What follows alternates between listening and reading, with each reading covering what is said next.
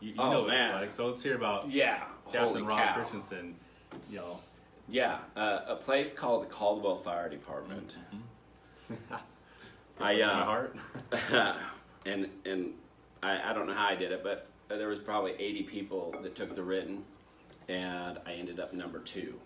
Yeah, for everyone out there hearing, you hear 80 people, you're like, oh, that's Yeah, a good shot, right? And they were hiring 2 or 3 people at the time, and I had just to backtrack.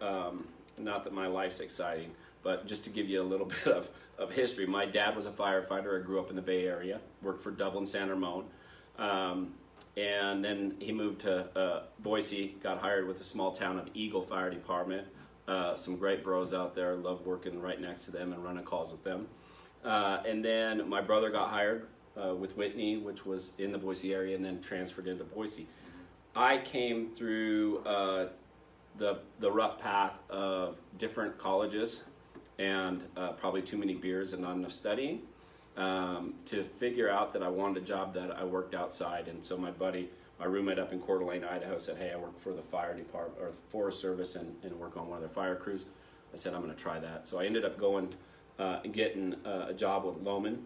And I thought, man, I see why my brother and dad like this job. Yeah. It's cool. It's arduous. It's stress. It's physically demanding. Outside. So that took me on to a couple hot shot crews. So I felt like I was on my game, especially coming off a pretty significant fire season with a very successful crew called Boise Hot Shots, who are still fighting fires today.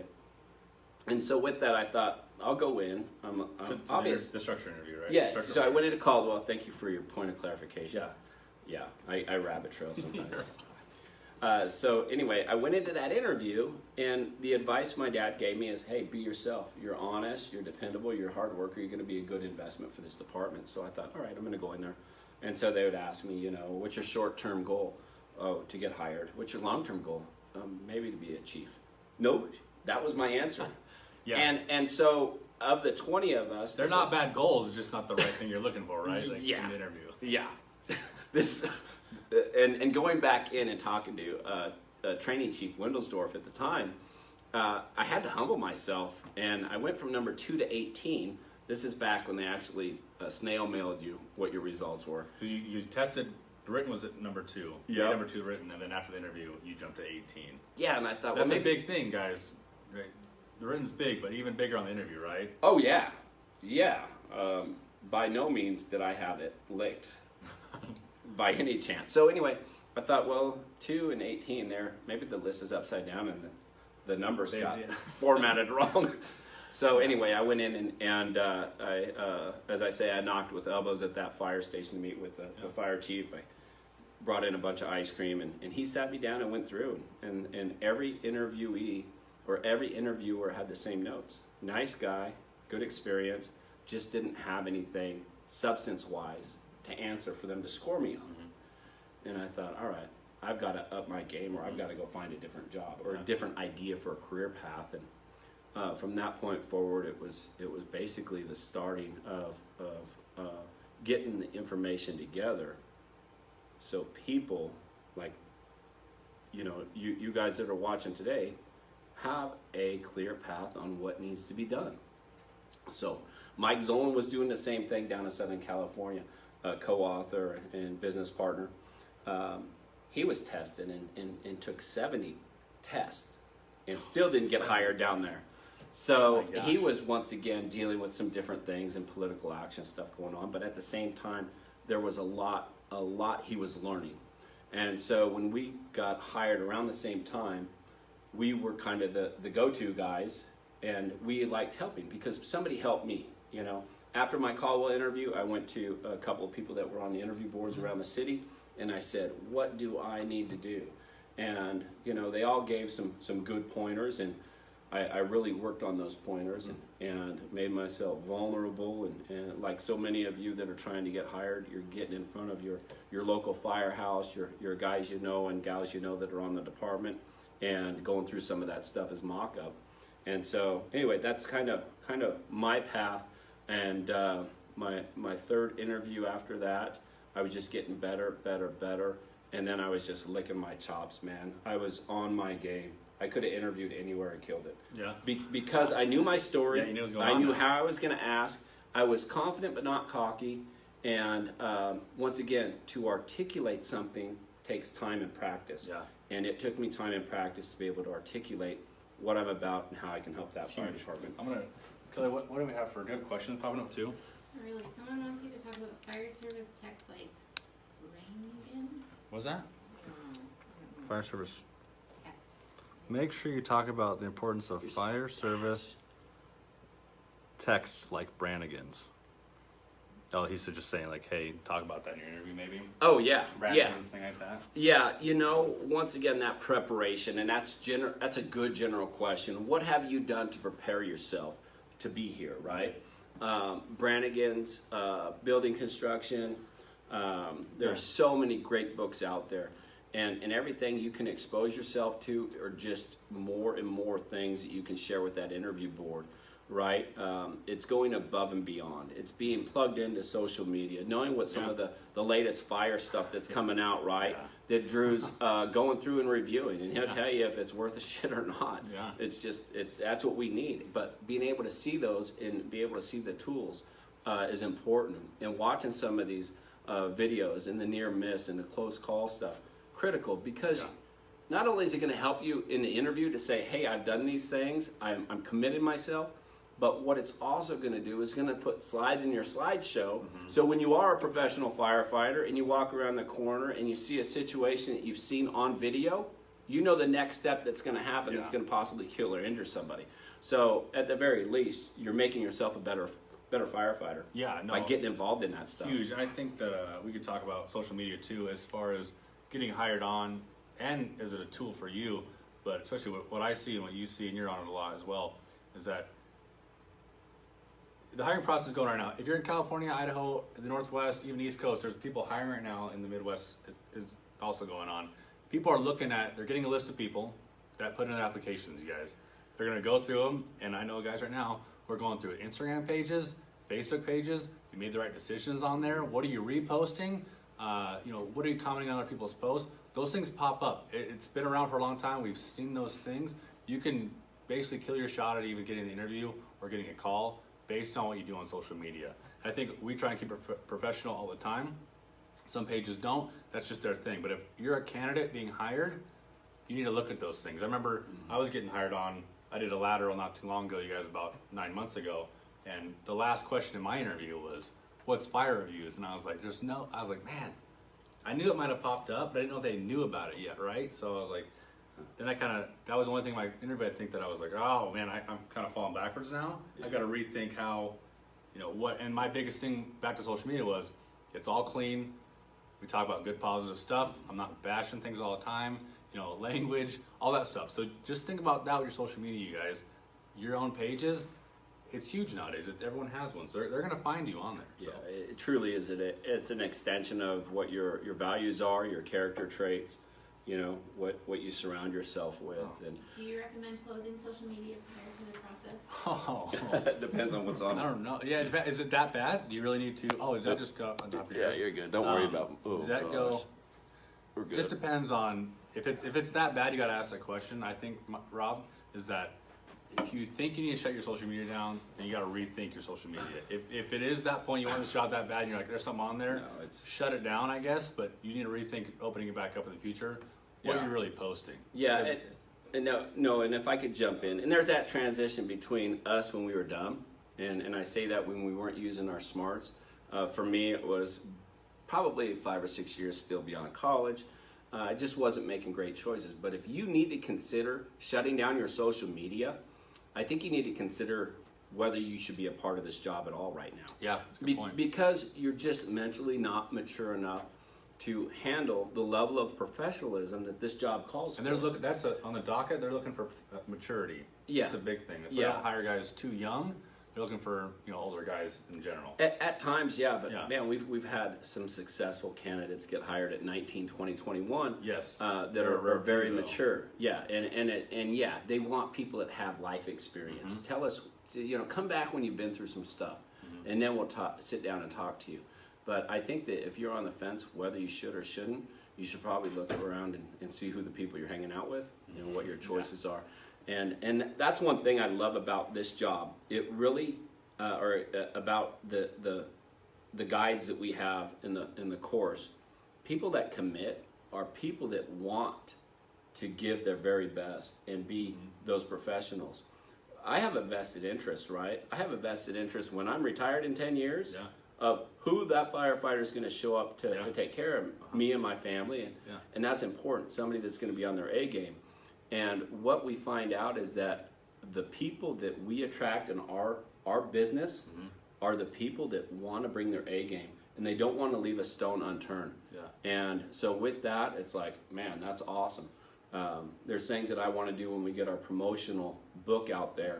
I want to go to conferences like Cody and his brothers brothers and sisters have up in Portland at Firemanship, and just say, here's a free copy, because I want you people to be succeeding. I want you guys are the people that I want to continue making this organization, this brother and sisterhood, the fire service, better and better.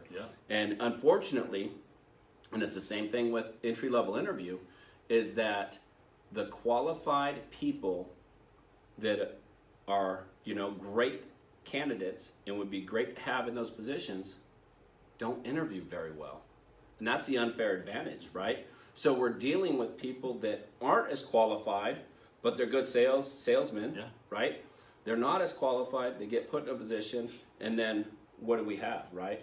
We have somebody that's in a position, the authority to lead, but they're not leading. In the absence of leading, steps in chaos, right? Or an informal leader that doesn't have the authority. And that's not what we need. We need strong, good leaders. And when you have that, you get the ripple effect of those that are coming up. And every question, I think you agree also, every question geared in an interview, you guys, might not seem like it's geared to that, but most departments who want to go places, provide a service to a customer, which we do every day, they're looking for all those questions you answer are based on, can this guy lead in the future? Because you're going to be at the department for the next 20 years. They want to know if you're going to be there or just be stagnant, right? So they're trying to see where you're going. That's what Rob's going off of. Those are huge qualities in all the interview questions you go to. You might not seem like it at the time, but they're going for that. Right. Do we have someone else popping up on questions down here? I heard you laugh over there, Kelly. All right, Drew, everyone wants to see a close-up of your Oh, who said that? Fireman 322. Oh, Can I that's a touch good it? brother down in California. You can touch it. I know Fireman 323 wants to do that, so maybe we'll do it in the future with them. That thing's like a weapon. It's lethal. My wife cannot They stand let it. you on the plane with that thing? No, barely. My wife can't stand it though. She's so over it. We're just talking about we're doing a thing with salt mustache wax. They're talking about all these ladies around the nation want to clean shaven face for Valentine's Day, and we're not having that madness. Nope. That's not happening. I love it. Professionalism on resumes, and what about the packets for the panel? Oh, what like do your you resume include? What do packet. you hand out as panels? Do you give one Good to question. everybody? It's a really good question. So just so you hear this, Kelly just read a question. What kind of packet do you hand out for your interview in terms of resume, cover letter? You hand out what is exactly detailed in the description that department wants, right? Because if you don't know how to follow rules. Yeah. So that's a big one. And trust me, people will be like, why did you bring in your certificates? We said not to bring in your certificates. So If it says just resume, just bring the resume. yeah, right? absolutely. And you got to bring, if you don't know how many people are on that panel, bring more than enough. Yeah. You bring 10. There might not be 10 people on that panel. There might only be 2. But rather have 10 of them than say, hey, I'm short 2 of them. Yep, absolutely. People sharing And that's a everything. good point. And let me throw in a couple more resume tips while we're here. And in the course, I get into this in the modules a little bit bigger. But a couple points is, once again, we talk about those marketing priorities. Your resume should be the same. The fact of the traditional resume that your parents ended up having to fill out for their job, there's a little bit more free play within that. And what we recommend is that at that top, best foot forward, right? Your objective summary first, why specifically that fire department, a little bit about you, and then get into your professional experience that ties into that job of a firefighter. So if it was a wildland firefighter, here's what you've got. Yeah. Now, if you don't have that, you don't have any fire experience. In fact, I got a phone call yesterday from a guy who interviewed up in Bellingham, Washington, and he was stoked. First time been through the process, got into our course, 500 people tested, 100 people interviewed, and he ended up with a 94% on his interview, and he's sitting in the top, I think 17. It's huge. So, yeah. That's way huge. Yeah, totally That's huge. for no experience at all. None at all. First time walking into an interview. And ironically, he says, I know where I messed up. You guys cover a section of diversity and how to go about answering a question of diversity in your course. And I thought, you know what? I grew up in a diverse culture. I'm going to be fine with this. And as he got results of the interview, he thought he got 100%. And he said, That was it's a low on me, score. because that one question kind of threw me for a loop in how they asked it. So it was on him. We gave him a tool for success, and he's like, man, I missed that one thing. So anyway, I have no idea where we were going with this. That's Your that. mustache? Few more questions. What's that? We'll go over the questions. Oh, what about those resume tips? I'll go for it. You started talking about mustache. I can't help it. I know. So a real quick resume tip for you. Make sure you have your references. Make sure you have letters from your references. Those are important. You bet. A family or a longtime friend is one good reference, but I want professional references from people that you've worked with. So within that, so if Drew wrote me a reference, I would say letters of references from Drew, dash phone number, contact information. Where it works. Yep, and then under that, I would take that letter that Drew wrote that said Rob is one of very few employees I've met that brings his A game every day. Say that was part of that letter of reference. I would put that in italics under Drew's name and say Quotation. Yep, in quotation. So it's an indirect way to market yourself in front of that board. I should pull that one out real fast too and look at that. Yeah, boom, exactly, right? These people speak highly of this person. Yeah. So that's just one tip, and we'll bring more tips. I know I want to get to some of these other You got questions. Facebook's getting one too there, Kelly. I don't know if you want to. You can just For answer. promotional interviews, do you suggest wearing your Class A, Class B, or suit? Both on duty, off duty? Well, I think it depends on if you have a Class A. Some people don't have them. Yeah. Or they don't have them yet, or they just haven't ever got one. Make sure you repeat the question if they can't hear. Yeah. Oh yeah. So the question is: promotional interviews. Do you suggest wearing a Class A, Class B, or suit, both for on duty or off duty? So obviously, go back to what that department recommends. If there's no recommendations and you have that Class A, make sure it fits. Make sure you can sit comfortably. Make sure you're not fidgety in it. Yeah. Those aren't the most comfortable Class A's to wear. I know with mine. But at the same time, practice sitting in it, turning on your video camera and answering questions. You might realize you're real fidgety, or you sit down, or you slouch, whatever. But yeah, always Class A. You want to look the part. Yeah. And when you go into that promotional interview, talk about you being in that position, not, well, if I get the position, or here's what I might do. Own it. And I think if you have the Class A, wear the Class A. If you have the Class B, if it's a short sleeve Class B, I think put a suit on. Yeah, absolutely. I think you got to look the part. Your Class B is your Class B, but we wear that on shift too. Some departments wear that every day, so it's just part of the uniform. So if you have the Class A, use that. If you have a suit, look sharp in your suit, right? Absolutely. Go with that. And that suit, dark in color, something similar to that navy blue that we have, or black in our Class A. So, good point, That's a Drew. great question. That stash is really... And that was hard. If really you're a good. lateral, I talked about this in my lateral. If you're a lateral and you're going to go interview for another department and you have a Class A, I did not wear my Class A for the interview for another department because I didn't want to bring. I just wanted to look professional and sharp, okay? Because I want to get the job at this department. I'm not going to try and bring over already something with my patches. Not that I'm not proud of my last department. Right. I wore a suit and tie and slacks and shoes of my own, not my Class A. So just think Good about point. that, you guys. Some places might want you to wear your Class A from your last department. I didn't wear mine. I got the job luckily, but I think that it said a lot to say, hey, I'm going to start fresh. I'm going to work for you guys. Absolutely. Just one pointer. Yep, and it might be distracting for that board, so A couple more. good guy, good point. Any tips for the station visit prior to your interview? Yes. Oh, There's countless. Countless. Yeah, I think for Repeat the us. question. Okay. So any tips? Thank you, Kelly. You're awesome. Any tips for station visits and coming in before the process starts? And I think that coming in, meeting the guys, it might not be the guys you see there, but someone's going to talk. There's only 3 shifts on each department or each station. So if you can get to one of those shifts or 2 of them, go in there, tell me you are. Bring something. We talked Knock about with your elbows. yeah. Bring like ice cream, donuts. It could be anything. Candy bars. You bring something as like a peace offering. It goes a long way. So we've had guys walk in here. It's like nice guy, and not that we're saying you need to bring something, but it looks really good when you take the time and effort to say, Doesn't hey. hurt.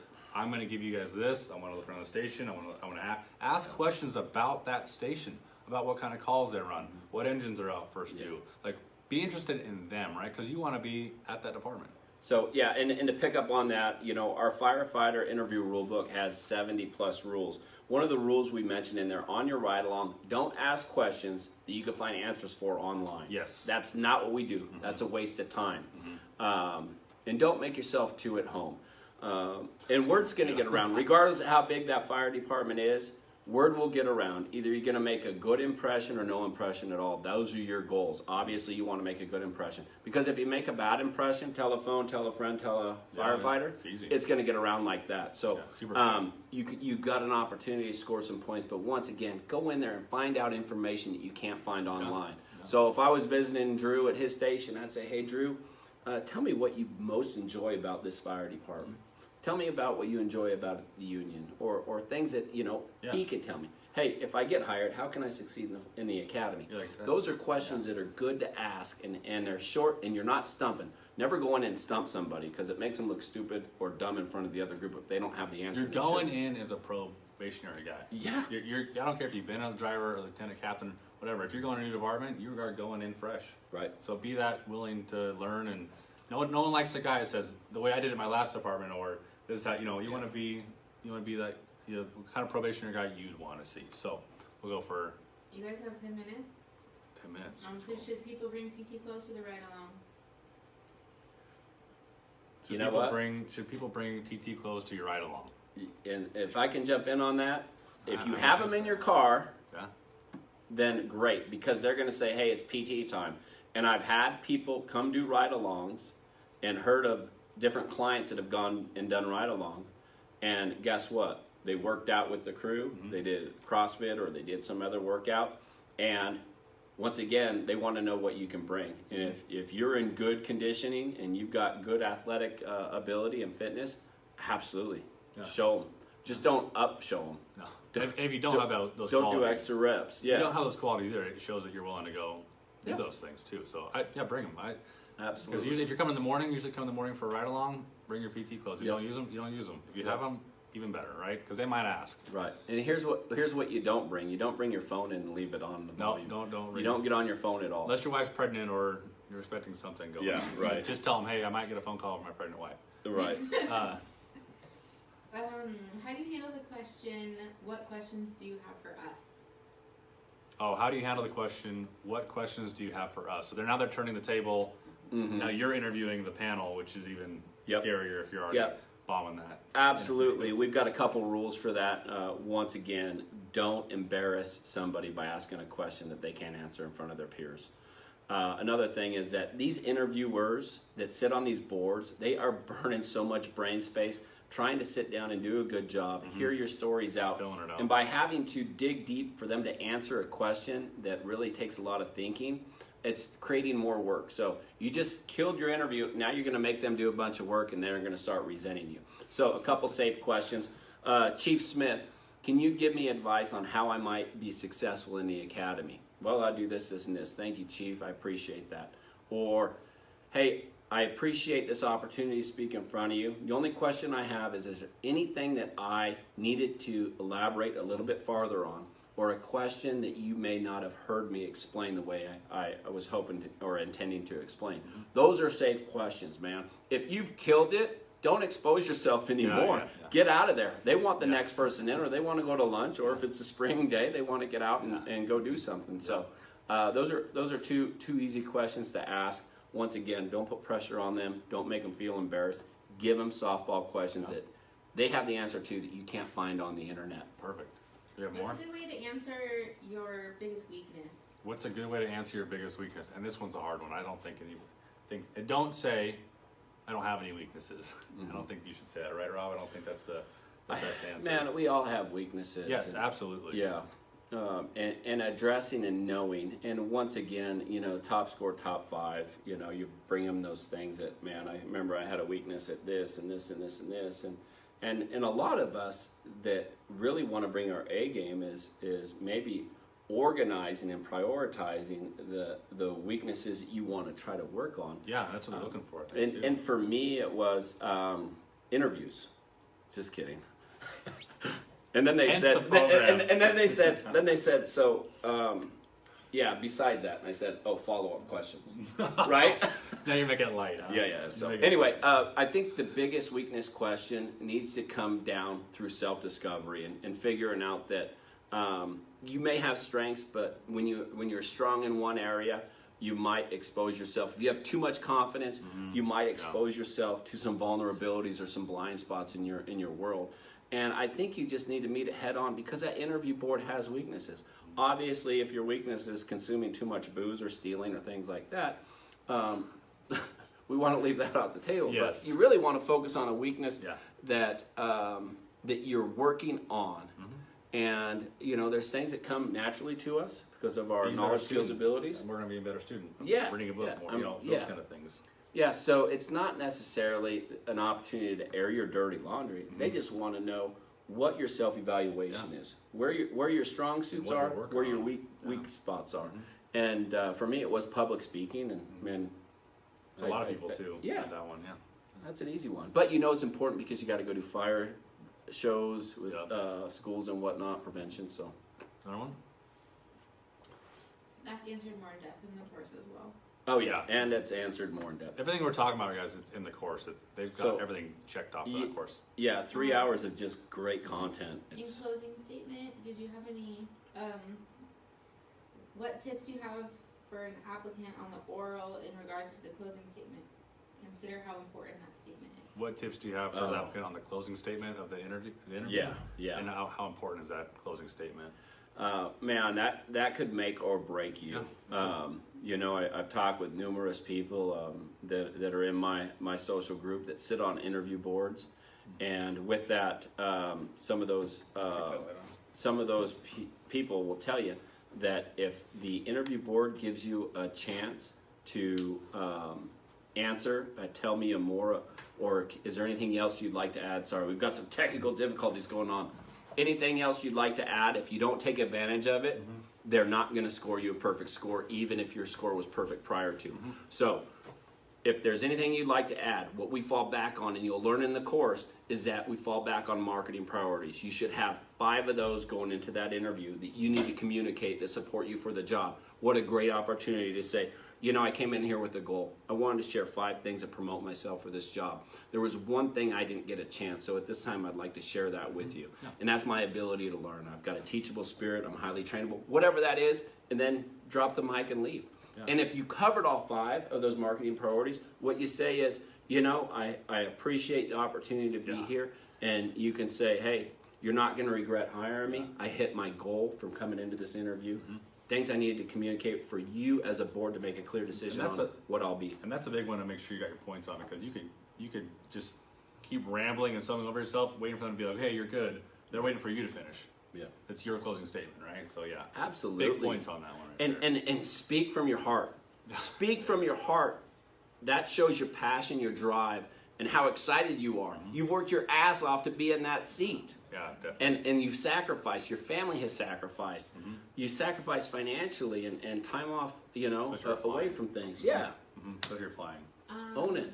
Drew, do you have a coupon code? Where can they Oh yeah. So we'll get real fast. I'll have to cut this in real quick. So if you guys order it now or next week, whatever it is, if you use Firereviews in your coupon code and you guys go to purchase the awesome curriculum they have, it's 40 off, right?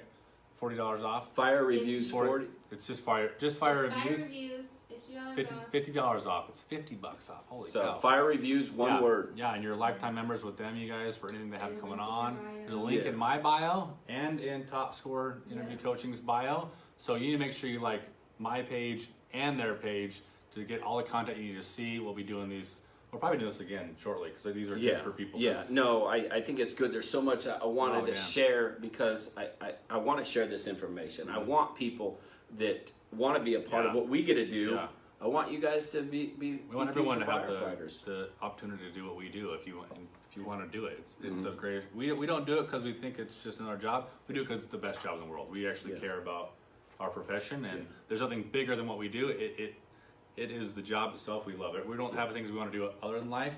We want to be firefighters. I think. So that's our biggest thing. What we want to be. And I think they're looking for that kind of thing too, and on behalf of Kelly, myself, and Mike, Drew, I want to thank you for just letting us get what we've got, you know, and truly the joy for us is people that succeed. And we hand them a map, which is our publications and our online course, and we're there to support them with whatever they need. And then we get to celebrate their win. Yeah. And I also want to thank Emergency Medicine Academy. Yeah, huge, great facility. You can't see, but it's and huge. for those that are out there that need their EMT, Emergency Medicine Academy, they run basic EMT classes online. You'll have to fly into town for your practical, but you need it for your interview, right? You can't have no EMT to go for a fire department, so you need that. Yeah, and jump on that as well. So yeah, I just appreciate people viewing in. I hope you left with some added value of this in terms of some tips. And once again, it comes down to proper preparation. If you got questions, don't hesitate to reach out to myself. Drew, Kelly's going to be staffing the hotline here for the next few hours. Anything else, Kelly, that we can throw in? You're about done on time. People are talking about if you see a fellow firefighter breaking policy in some way, what do you do? And we go through situational questions. Yeah, absolutely. That might be a question. Yeah, we break that down. First of all, what you're not going to do is go tell the chief. You're going to talk to the person. Hey, did you know that this was a rule? This was a policy. Let's talk about that. And I think the big thing is with situational questions, real quick, that our lives are messy, man. Everybody here is dealing with some sort of a battle. It's called life. And sometimes we bring some of that to work. Sometimes we're stressed out because of home life, or work itself will stress us out. So be involved with peer support stuff if you can be within your department. Just my 2 cents. Yeah. But yeah, you don't know what people are going through. Talk to them. Say, hey, you missed this. That's against policy.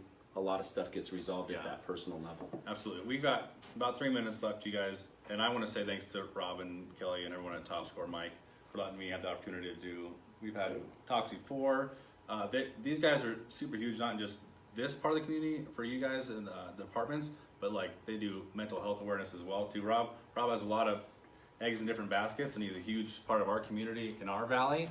And he's just professional in every aspect of the word. He's a great guy to know, and what they're doing is seriously for you guys. I don't know how many people take the time and effort to write a book, to make a course. I don't have time for that, but I think what they made is the best course out there, hands down. It's nationwide, and they have international success as well. It's not just, it's used for everything as well. So I think you need to look at them and just for what it is, it's great, especially to get a job you really want. So I appreciate you guys letting me have you on, and we're gonna do more of these in the future because they're always hiring you guys. There's always people you don't get hired on all the time, and so a 2-minute mark it tells you right away. So, but it's huge. Yeah, so. and I appreciate the kind words, and you know, and I know you do stuff with Next Rung, and mental, Next Rung is huge. Mental health is so critical for us as first responders, and developing a strong back and a soft front so we can help